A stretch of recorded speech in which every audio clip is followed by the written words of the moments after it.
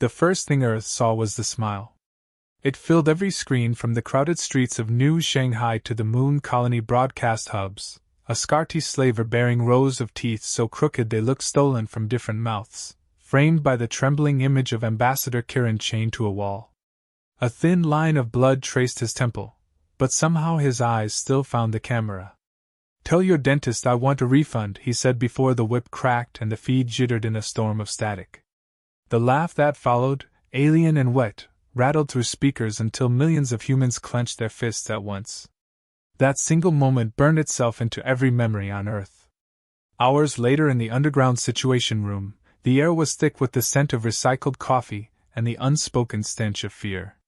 The president sat rigid, hands steepled, while the defense secretary read the official Galactic Council transmission.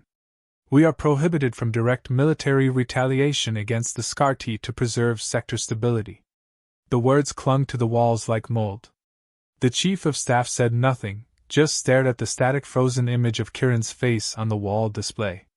The council's rules were clear, but so was the rage in every eye at that table. In the far corner, half hidden in shadow, sat the one person who had not been invited yet never seemed to be removed. The operative known only as Reaper was leaning back in their chair as if this were a card game instead of a crisis meeting. Their expression was unreadable, but the tapping of their fingers against the armrest was too precise to be casual. The defense secretary finally broke the silence. "We will issue a protest, escalate in the courts of interstellar law." The words drew a snort from Reaper. "Sure, you do that. Maybe by the time the Scarty finish their appeals process, Kirin will have grown old and died. Problem solved." The president shot Reaper a look sharp enough to cut steel, but the truth hung in the air between them. The Galactic Council was a machine built for delay, for compromise, for letting the powerful keep their power. The Scarty had calculated their move precisely, knowing Earth's hands were tied in public. Which was why the real decision was made in private. The president dismissed most of the room and leaned forward, voice low. "We cannot be seen acting. You will not have authorization. You will not have support. You will be denied if captured." Reaper smiled faintly. "You really know how to make a person feel valued." Preparations began in the dark. Reaper's Corvette, an unremarkable wedge of black hull plates and old ion drives, was stripped of every official insignia. The loadout was small but lethal, selected less for brute force and more for slipping through the cracks in other people's radar. A long steel case was latched into the deck, weapons so illegal the Council would exile a planet for owning them. In the cockpit, the systems hummed to life, but one new voice joined the chorus. "Navigation system online," said a smooth artificial tone. "You may call me Vayer." Reaper blinked. "I didn't request a co-pilot."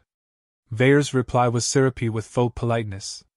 "The Council insists all long-range craft have certified guidance AIs for safety. Naturally, I will ensure you arrive where you mean to be."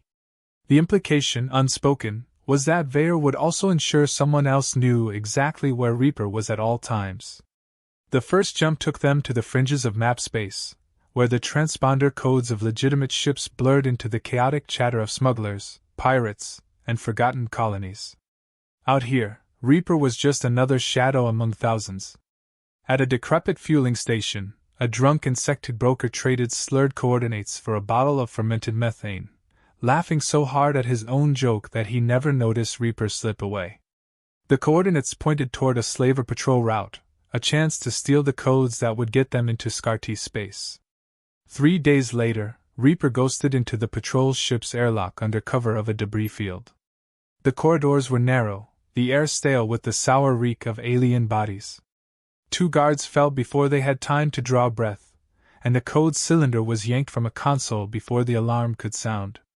But the bigger shock came when Reaper spotted a human-made data core tucked among the ship's controls. Its markings were unmistakable, military-grade, Earth origin. Someone back home was feeding the Scarty more than just victims. Back aboard the Corvette, Vayer's voice was quieter than before. "That device should not be here." Reaper didn't bother replying. They were already plotting a course to the coordinates embedded in the stolen data. The Scarty market was a known hell, a floating city of rusted decks and neon-lit cages where sentients were sold like spices.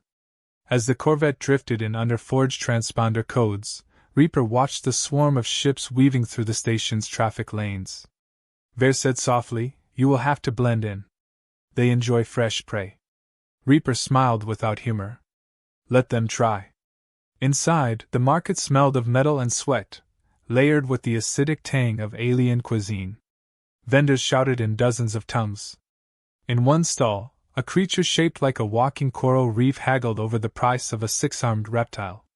In another, a glass case displayed jewelry made from the bones of extinct species. Reaper moved through the crowd like a ripple, eyes scanning, ears tuned. It was then that they saw it, a small silver insignia, dented and blood-stained, hanging from a chain in a trader's booth. Kirin's personal emblem. The trader was laughing at something, tossing the emblem from one hand to another like a trinket. Reaper's stomach went cold. Kirin was alive. Or had been recently. Back on the corvette, the insignia lay on the console between them. Ver broke the silence. "You are aware this means your timeline is shorter than projected. The Scarti do not keep their wares alive for long." Reaper nodded once, staring at the star map blooming across the display. Somewhere out there was the prison where Kirin was held. And somewhere closer, perhaps too close, was the human traitor who had made all of this possible. The engines flared, and the corvette vanished into the dark. The hunt had begun. Space beyond the trade routes had a way of making even the most hardened pilot uneasy. Stars seemed sharper here, colder, and the silence between them felt like a living thing watching from the dark. Reaper's corvette drifted along the edge of a sector so dangerous most maps didn't bother charting it. Out here, ships vanished without distress calls, swallowed by pirates, cosmic storms, or things no one wanted to name. Reaper kept the hull lights dimmed, running on minimal power, just another speck of dust in a graveyard of stars. The stolen Scarti patrol codes sat loaded in the navigation system, but using them too soon would draw attention. Better to approach their space indirectly, slipping in through the same shadows that smugglers and bounty hunters used. At a narrow corridor of space known as the Needle's Eye, Reaper throttled down to meet a contact who owed more favors than they could count. The station was little more than a metal sphere patched together from different decades of technology, spinning slowly to simulate gravity. Inside, the air smelled of machine oil and too many bodies crammed into too little space.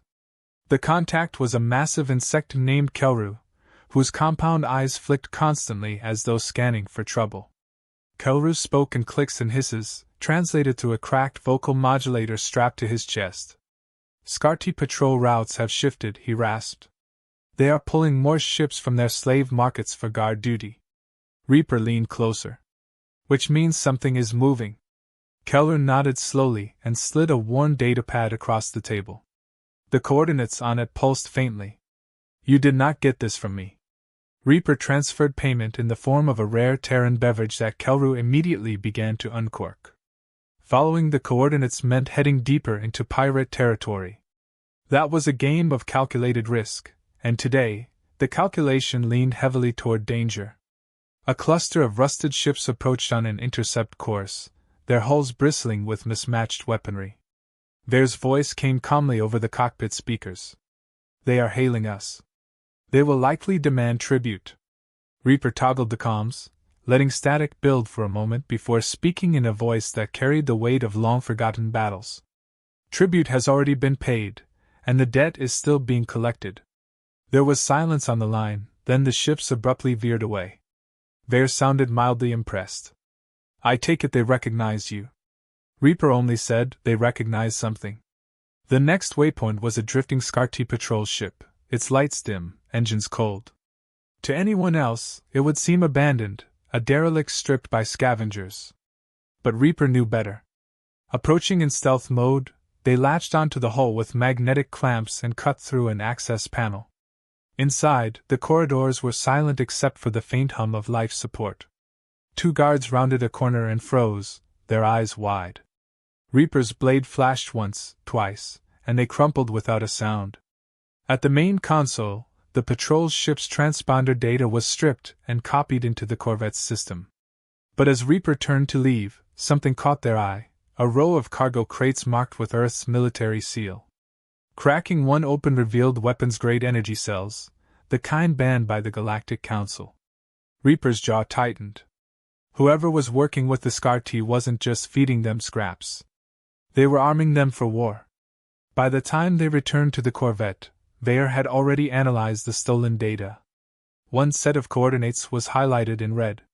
"This is the SCAR-T market hub," Veyer said. "A city station where trade in living cargo is lucrative." Reaper punched in the course without hesitation. The Corvette slid into faster-than-light travel, the stars smearing into streams of light. Hours later, the SCAR-T market loomed ahead, a vast, tangled structure of welded ships, scaffolds, and neon signs that blinked in alien scripts. Docking was a tense affair. SCAR-T inspectors prowled the landing bays, their armor plated with bone and their eyes hidden behind dark visors. Reaper kept their stolen codes ready, projecting the identity of a minor traitor from a distant system. The inspectors scanned the ship, sniffed the air like predators scenting prey, then waved them through. Inside the station, the air was thick and humid, heavy with scents that clashed in ways only an alien bazaar could create. Every surface seemed to vibrate with noise, merchants shouting, slaves crying out, machinery grinding. Reaper moved slowly, blending into the crowd. Vendors displayed cages filled with beings from 100 worlds. One stall sold rare spices ground from the bark of trees that no longer existed. Another sold clothing woven from the silk of a creature that screamed when shorn. A particularly rotund alien with skin like wet clay tried to stop Reaper, holding up a leash and asking in broken Terran, "How much for your strong arms, human?" Reaper smiled coldly and walked on, leaving the vendor to mutter in confusion. Then came the sight that stopped them in their tracks, a small silver emblem hanging from a chain in a booth's display. It was dented and smeared with dried blood, but Reaper recognized it instantly as Kiran's personal insignia. The vendor, a tall, skeletal SCAR-T with skin the color of old copper, noticed their interest and laughed. "Belonged to a defiant one. Still has his tongue, though not for long." Reaper's voice was even when they asked where the owner was now.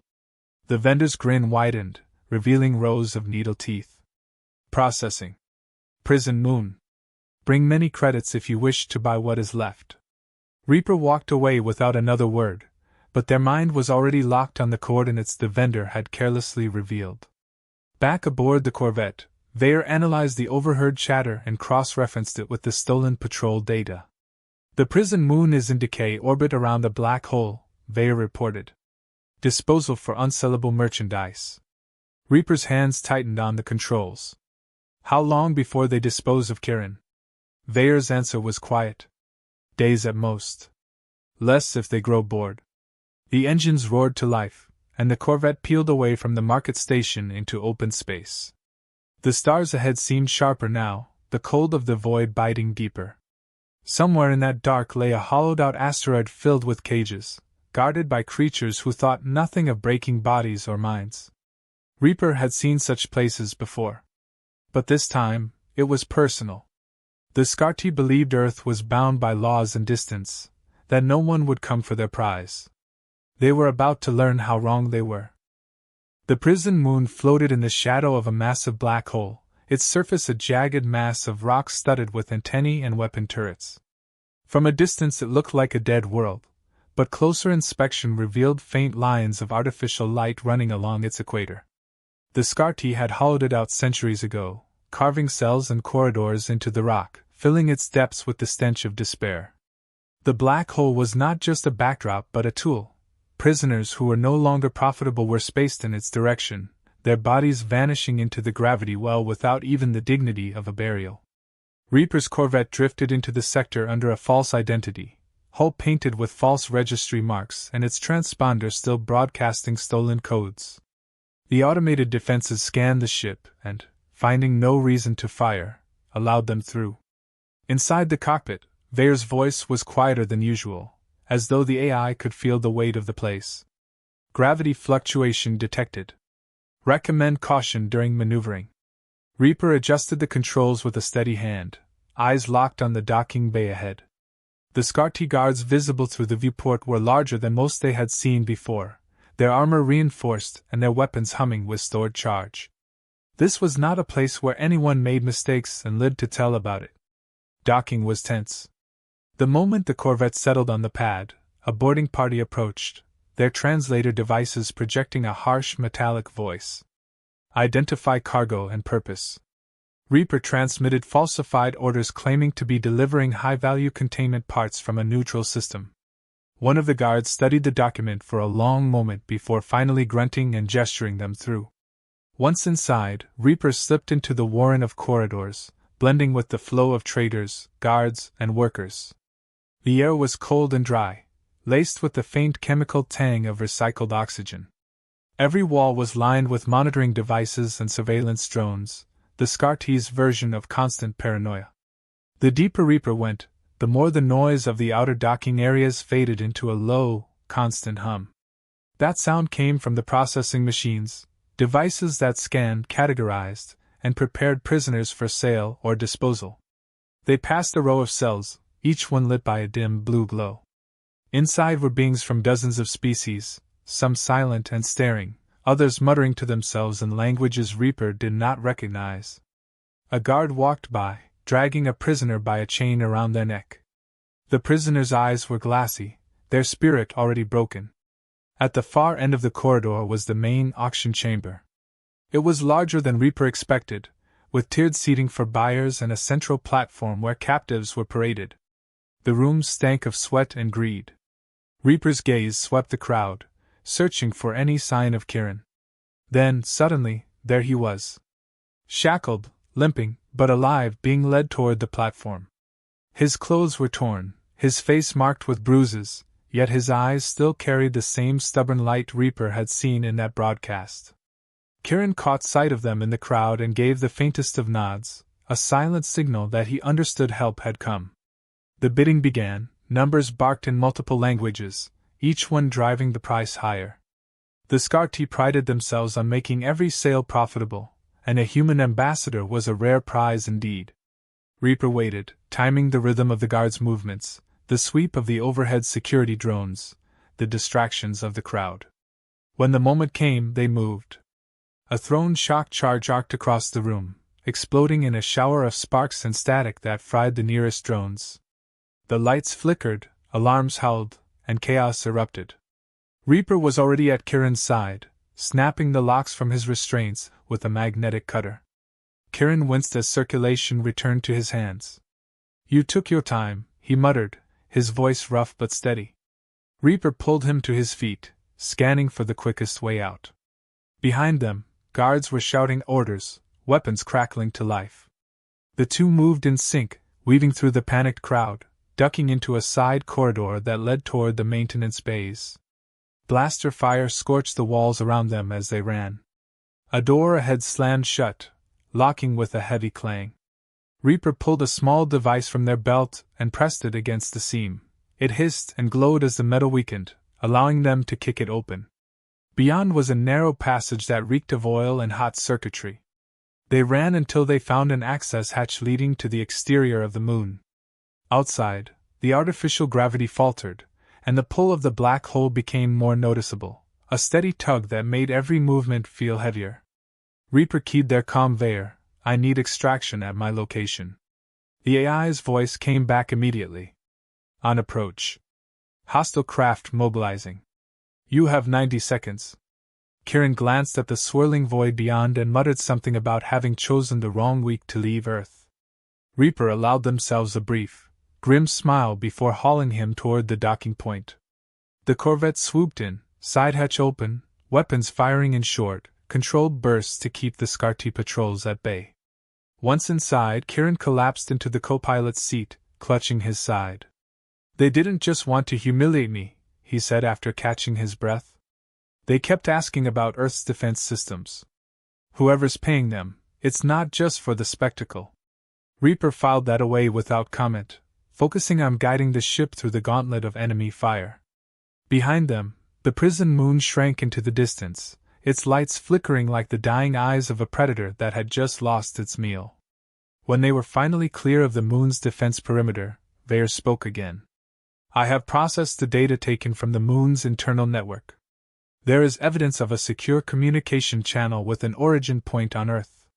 Reaper's jaw tightened. Who? The AI hesitated for a fraction of a second before answering. A senior member of your government.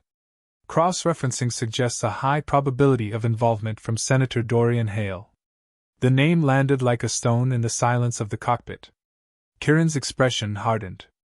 I always suspected he had ambitions that went beyond politics, but this is treason.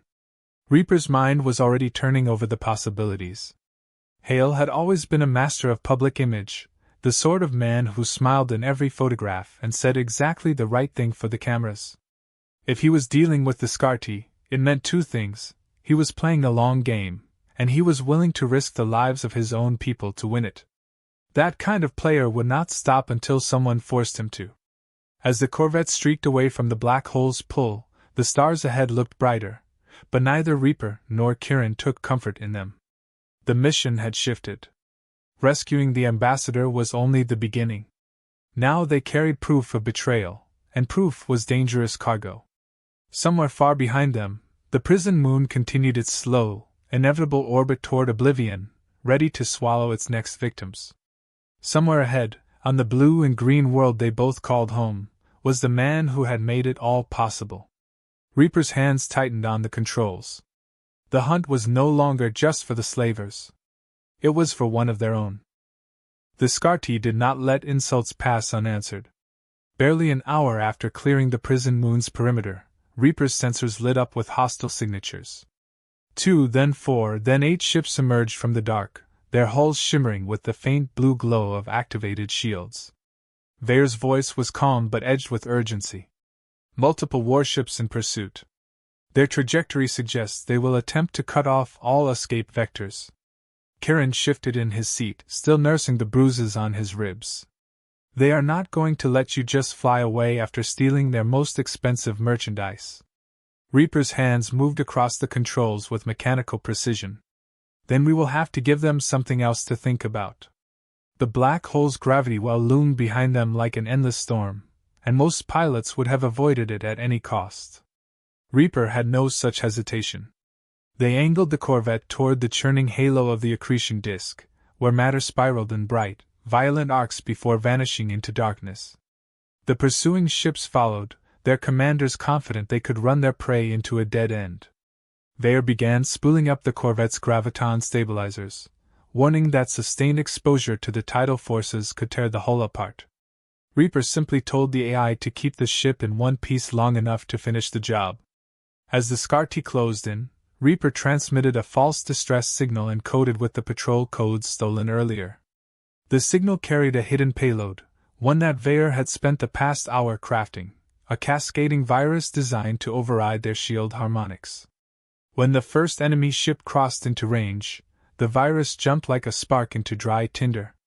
One by one, the shimmering blue shields winked out, leaving bare metal exposed to the crushing gravity. Reaper twisted the Corvette's course at the last second, skimming along the edge of the disk while the Scarty ships spun helplessly toward the black hole's event horizon. In the calm silence that followed, Kieran let out a sharp breath. Remind me never to owe you a favor. But the victory was short-lived. A single warship remained, larger and more heavily armed than the rest, holding its position just outside the worst of the gravitational pull. Its captain hailed them, and the viewscreen lit with the image of a tall, scarred alien whose features were harder and more precise than most Scarty. His armor was clean, his voice measured. I know you, human. Years ago, on the mining colony at Res, you cost me a great deal of profit. Reaper said nothing, but their eyes narrowed. The captain's lip curled in something between a smile and a snarl. I will offer you this once: we share an enemy. Remove the one you call Senator Hale, and the Scarty will leave Earth untouched. Kieran shifted uncomfortably. And we are supposed to believe that? The alien inclined his head slightly. Believe what you wish. The Senator's greed undermines us both. You may kill me now or take my offer, but we will not meet like this again. Reaper muted the channel, their gaze fixed on the alien warship. It was too clean, too calm for someone who had just lost most of his fleet. Either he was telling the truth about wanting Hale gone, Or he was setting the stage for something even more dangerous. Kirin read the hesitation on their face. "You are considering it," Reaper replied quietly. "I am considering all possibilities." The alien captain transmitted coordinates before cutting the channel, then turned his ship and vanished into faster-than-light space. The data packet contained detailed security layouts of Hale's private estates and travel routes, information it would take months to obtain by any other means.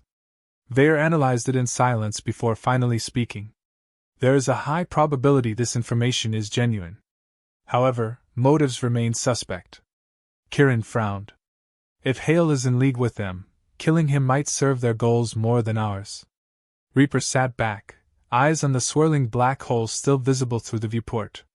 "Then we find out who gains the most if Hale falls." They plotted a course for Earth, but the journey was far from simple.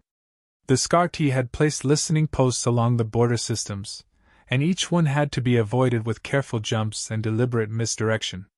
Twice they passed close enough to enemy patrols that the corvette's hull vibrated with the proximity alarms. In the cramped cockpit, the tension settled into silence broken only by Vare's occasional course adjustments. Kirin spent most of the time watching the star maps, his brow furrowed in thought. He had known Hale for years, had debated him in public forums and negotiated with him in private meetings. The man had always been clever, but Kirin had underestimated just how far he might go to secure his ambitions. When they finally crossed into friendly territory, Reaper still kept the ship's transponder mast. An unsanctioned rescue was one thing, returning openly with accusations against a sitting senator was another. They descended through Earth's atmosphere under a storm front, using the cloud cover to mask their approach.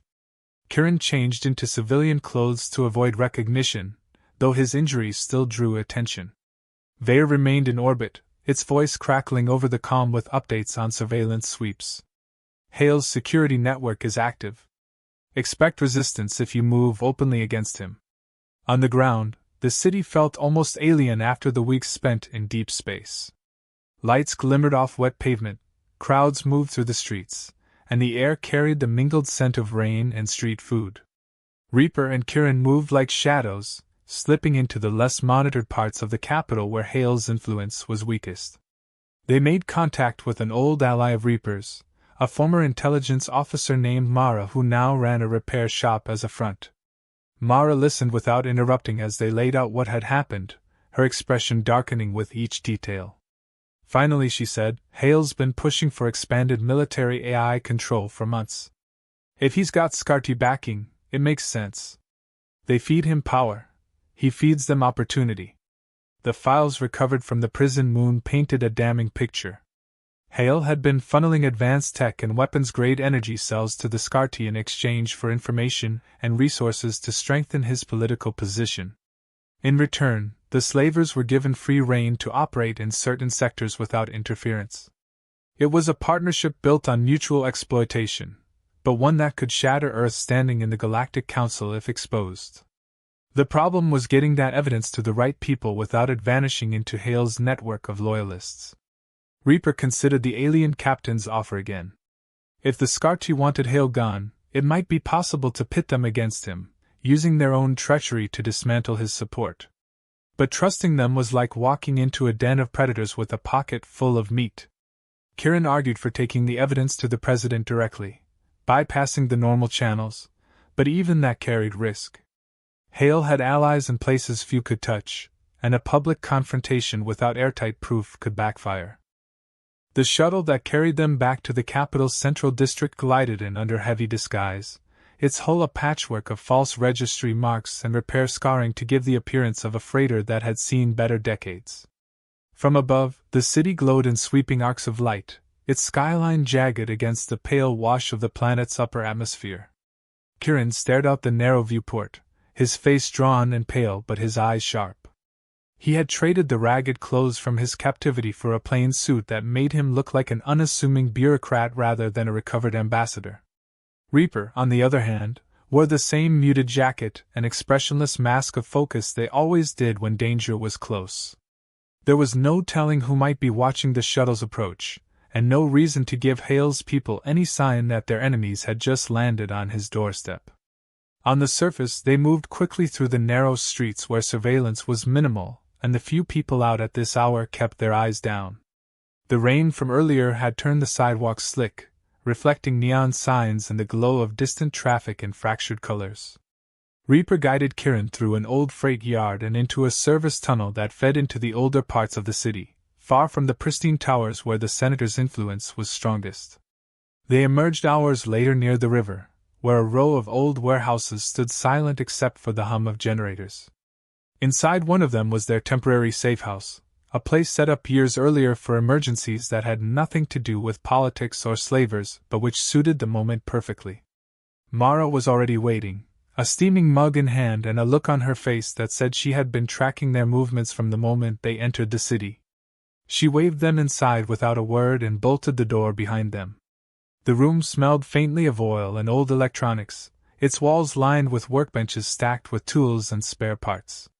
She wasted no time, sliding a secure datapad across the table toward Reaper. "This is what I pulled from the network nodes I still have access to. Hale has been using ghost channels to reroute Council intelligence, and more than one shipment of advanced tech has disappeared under his authorizations." Reaper scanned the data, their jaw tightening as the patterns emerged. The shipments matched perfectly with the kind of weapons-grade equipment they had seen on the Scarty Patrol's ship. Kiran sat at the table, his fingers tapping a restless rhythm against the wood. He was clearly fighting the urge to act immediately. "Every hour we wait, more damage is done," he said quietly. Reaper did not look up from the datapad. "Acting without proof will get us killed, and your rescue will be written off as a fabrication. We need a stage where Hale cannot twist the narrative before the truth is heard." That was when Mara mentioned the gala again. It was risky, but it would be filled with diplomats, media, and council representatives who could not simply be silenced. A single hard piece of evidence in front of that crowd could collapse Hale's shield of influence. The problem was getting there without being intercepted. Hale's private security was notorious for moving first and asking questions never. Mara produced a small black case from beneath the table. Inside were compact signal jammers, 2 palm-sized drones, and a set of falsified access badges that would get them into the service entrances of the gala's venue. Reaper tested the weight of the jammer in their hand before slipping it into their jacket. Kiran looked less comfortable with the drones, but his expression shifted when Mara explained that one of them would carry a live data feed of any evidence they presented, broadcasting it to multiple independent media channels at once. Night fell again as they prepared. The city outside was restless, as if sensing the tension that moved unseen through its streets. Somewhere in the high towers, Hale was likely reviewing his own plans for the evening, confident that his grip on power was unshakable. Reaper knew better. Men like Hale always believed themselves untouchable until the very second they were not. That overconfidence would be the thread they could pull to unravel him. The route to the gala would take them along the riverfront, through 2 security checkpoints, and finally into the heavily monitored plaza where guests would arrive. Kiran's injuries meant they would need to move carefully, but he refused the idea of staying behind. "This is my fight as much as yours," he said, and the look in his eyes left no room for argument. The next evening, the city's tallest towers glittered like blades under the lights, and the plaza outside the gala venue was a swirl of luxury vehicles, bright gowns, and tailored suits. Reaper and Kiran approached through the service corridors beneath the main hall, their forged access badges clearing the first few doors without challenge. The hum of conversation and clinking glasses drifted through the walls as they climbed a narrow staircase toward the back of the grand chamber. From their vantage point, they could see Hale holding court near the center of the room, surrounded by aides and admirers. He was immaculate in a dark suit, his smile broad and easy as he greeted each new arrival. Kiran's jaw clenched, but Reaper placed a hand on his shoulder. "Timing," they murmured. When the moment came, Reaper activated the jammer, sending a ripple through the nearby security systems that would buy them a few minutes before anyone noticed. They stepped into the crowd, moving with practiced ease until they were only a few paces from Hale. The senator turned, his eyes locking on them with a flicker of surprise quickly smothered by a politician's perfect mask. "Ambassador Kiran, back from the dead. And you brought your shadow with you." How fortunate for Earth. The conversation drew the attention of those nearby, their curious glances feeding the moment's tension. Reaper reached into their jacket and produced a small data crystal, holding it up between two fingers. This contains proof of your dealings with the Scarti, including shipments authorized under your seal. Murmurs rippled through the crowd. Hale laughed, the sound smooth and practiced. Baseless accusations from a rogue operative and a man recently freed from enemy hands. Tell me, why should anyone here believe you were not compromised? Before Reaper could reply, movement at the edge of the crowd caught their attention. A tall figure in dark armor had entered the room, drawing stares from guests and guards alike. It was the Scarti captain from the Black Hole encounter. Without a word, he produced his own data crystal and handed it to a nearby council envoy. His translator device rendered his voice cold and clear. The human senator has betrayed both his people and ours. These records will confirm his duplicity. The room erupted into chaos, voices overlapping as the crystals were rushed to secure terminals for verification. Hale's composure cracked, just slightly, but enough for those watching closely to see it. Security moved in, but not toward Reaper or Kirin, toward the senator himself. Reaper kept their gaze on him as he was surrounded, his eyes narrowing with something between fury and fear. This is not over, Hale said as they led him away. Reaper said nothing. The arrest of Senator Hale should have been the end, but instead it was the signal for something far worse. Within hours, Earth's orbital defense grid reported strange energy signatures on the edge of the system. At first they were dismissed as debris fields or harmless anomalies, but then the signals resolved into the distinct signatures of Scarti warships. Not just a few patrol vessels, an entire fleet, larger than the one Reaper had seen at the prison moon. They had arrived in perfect formation, their weapons systems already hot. Vair's voice reached Reaper through the comms with a rare urgency. Incoming enemy fleet. Probability of hostile action is 100%. Kirin stood beside them, his face hardening as he read the incoming reports. They are not coming for negotiation. This is retaliation. The city was still buzzing from Hale's public disgrace when the emergency alarms began to wail. In the capital, the gala dissolved into panic as news of the fleet spread. From the balcony of the service entrance, Reaper could already see defense craft streaking skyward, their thrusters leaving bright trails in the night. Vair's corvette swept in low, its stealth plating shimmering as it opened a hatch for them. They climbed aboard without a word, strapping in as the ship's systems came alive. The moment they cleared the atmosphere, the scale of the threat became painfully clear. The Scarti fleet was arrayed like a net, cutting off every known escape route.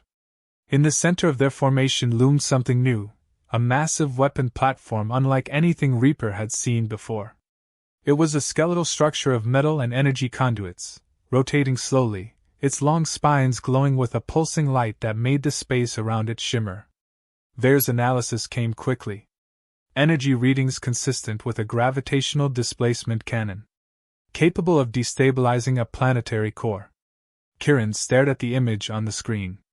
That would crack Earth like an egg. Reaper's eyes narrowed. Then we take it from them before they fire. The first wave of enemy fighters broke formation and moved to intercept. The corvette pitched and rolled, its rail cannons firing in controlled bursts that shredded the smaller craft. But the Scarti were not trying to win through fighters alone. They were forcing the corvette into a predictable path, herding it toward the weapon platform. Vair recognized the tactic and suggested something far more dangerous. If we allow them to guide us in close, we may be able to breach the platform's shield envelope. Once inside, they cannot target us without damaging their own systems. Reaper considered it for half a second before agreeing. Hold course. The battle outside was chaos. Earth's defense ships clashed with the Scarti in brutal exchanges of fire, and the void between the fleets lit up with detonations. The corvette skimmed the edge of the platform's shields, the hull vibrating from the energy field's interference. At the right moment, Reaper fired a set of magnetic anchors into the structure, locking the corvette in place just long enough to cut through an access panel. The hatch opened into a cavernous interior lined with conduits carrying streams of raw power. The air inside shimmered with heat and the hum of machinery was almost physical. They moved quickly, Kieran close behind despite his injuries. The platform's crew was mostly Scarty, but there were others, mercenaries and alien engineers brought in for their technical expertise. Reaper dropped them with precise shots and quick strikes, moving deeper toward the weapons control core. When they reached it, the scale of the machinery was staggering. A central column rose like a tower of fire, its surface etched with patterns that glowed and shifted as energy pulsed through them. Vair's voice echoed in their earpieces. The primary capacitor is here. Overload it, and the platform will collapse. Warning, the resulting explosion will be catastrophic at this range. They were setting the charges when the Scarty captain appeared. His armor was scorched, his translator device crackling, but his movements were steady. You have chosen the harder path, he said, stepping into the glow of the capacitor. Hale's death could have been enough. Now you will bring fire upon your own world. Reaper didn't stop moving, their voice low. You were never going to honor that deal.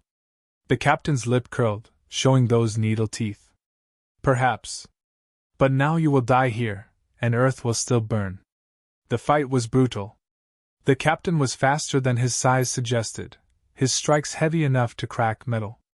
Reaper countered with precision, using the narrow walkways around the capacitor to force him into predictable lines of attack.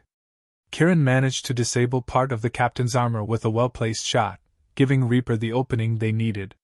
One final strike sent the captain over the railing into the pulsing energy field below, his scream cut short by the capacitor's hum. Vair's voice was urgent. Charge is armed. You have less than 90 seconds to clear the blast radius. They ran, the sound of the capacitor building toward overload chasing them through the corridors.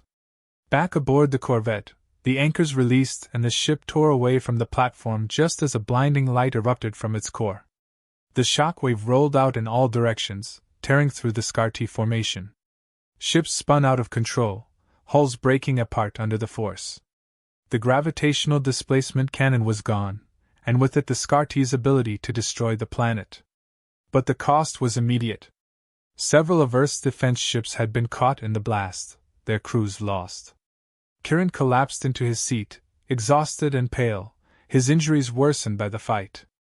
In the calm silence that followed, Vair reported that the surviving Scarty ships were retreating. The battle was over, at least for now. Reaper guided the corvette back toward the planet, watching as the enemy signatures faded from the sensors one by one. The return to Earth was quiet. In the capital, crowds gathered to see the smoke and fire trails of the returning defense ships. Kieran was taken to medical facilities, but before he left the corvette, he turned to Reaper. Hale was only one piece of this. There are others. Reaper nodded once. Then we find them. Later, in the shadowed hangar where the corvette was kept, Reaper stood alone. The Galactic Council would want explanations. Earth's leaders would want control of the narrative. None of that mattered.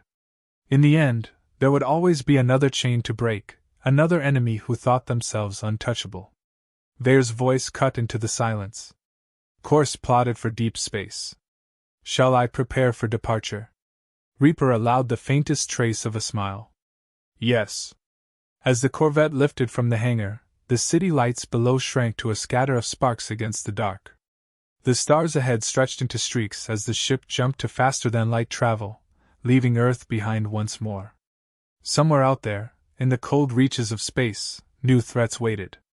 The Reaper would be there to meet them, patient as the void itself, ready to turn the next predator's hunt back upon them. And this time, they would not wait for permission.